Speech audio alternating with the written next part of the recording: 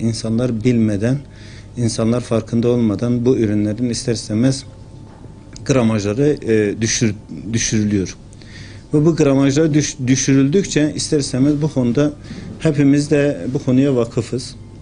Bu konuya vakıfken işte biz de dedik ki bir insani görev olarak ve sonuçta hepimiz bir tüketiciyiz ve tüketici de olarak hepimiz bir tüketici olduğumuz için bu soruna her birimizin bu sorunun üzerine gücümüz yettiğince gitmemiz gerektiğini düşündük ve böyle bir karara vardık. Kendi üye olduğumuz kurumlarda da bu konuyu görüştük. Böyle bir şeyin olabilir, böyle bir karar almamızın doğru olduğunu ve bu konuyu kamuoyuyla paylaşmamız gerektiğinin kanaatine vardık.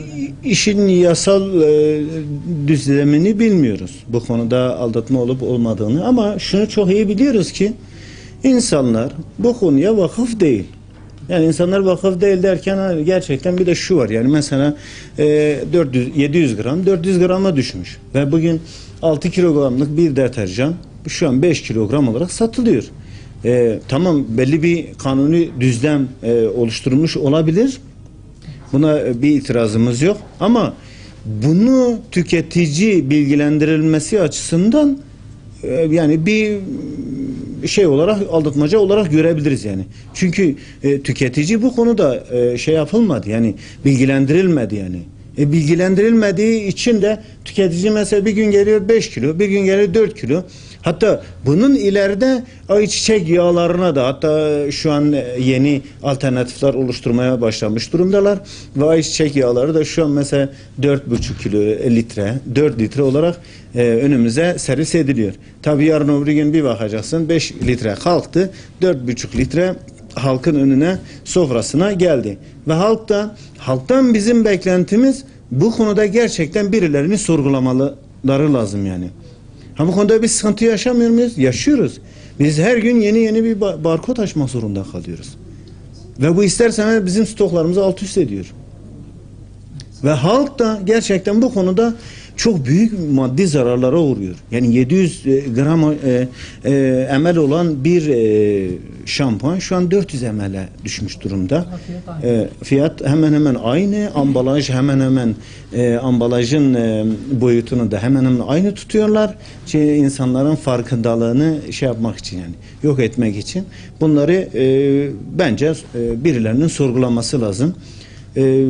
Bu konuda biz de dedik ki bize düşen insani görev neyse biz onu yapalım yani. Direkt bizi bu konuda tenkit ediyorlar. Halbuki üretici firma biz değiliz. Biz sadece bir aracı firmayız. Tüketici firmadan gelen ürünü alır,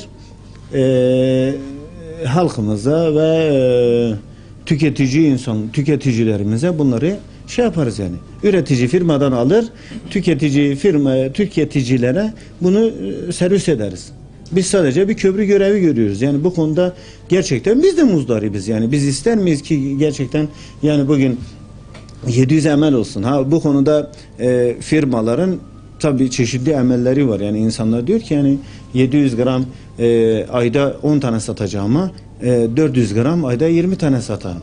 Yani biraz da işin mantalitesi de o. Çünkü üretici firma diyor ki ben 40 tane satacağımı 80 tane satayım, sürümden kazanayım ve mesela dikkat edin, adam 400 gramın fiyatını şu an 700 gramın fiyatını şu an 400 grama uygulamış durumda.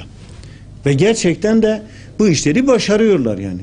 Ki mesela bu ulusal firmaları geçti, artık yerel firmalara da düştü. Mesela şunu söyleyeyim, sıvı deterjan vardı 6 litre olan, şu an 4 litreye düşmüş.